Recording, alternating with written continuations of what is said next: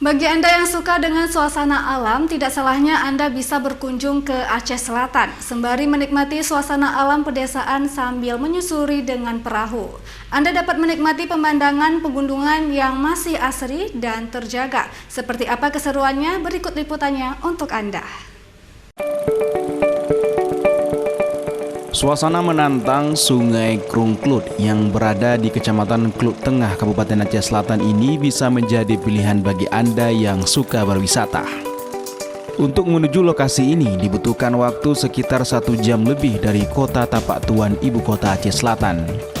Anda bisa menempuh jalur Sungai Krungklut yang berarus deras menjadi daya tarik tersendiri bagi pengunjung dan penikmat wisata. Apalagi di sisi kiri kanan dihiasi oleh pemandangan pegunungan yang masih asri dan terjaga. Selain keindahan alamnya yang masih terjaga, udaranya yang sejuk membuat Anda betah berada di sini sambil menikmati kuliner ikan kerling. Ikan endemik Sungai Krungklut yang rasanya dijamin membuat Anda ingin kembali lagi. Salah seorang pengunjung berharap potensi spot wisata ini dapat dikelola secara modern dengan menyediakan paket wisata.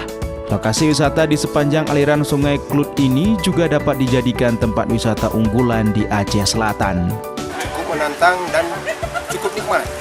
Ini adalah spot wisata, kalau kita bilang ini spot wisata yang punya potensial untuk dikembangkan ke depan, karena perjalanan ini kita mengarungi Sungai Krungklut ini yang sepanjang jalan kita akan menikmati view pemandangan alam yang sungguh luar biasa. Kepala Desa Alu Gejrun berharap destinasi Krungklut ini bisa terus dikembangkan sehingga dapat meningkatkan pendapatan masyarakat sekitar.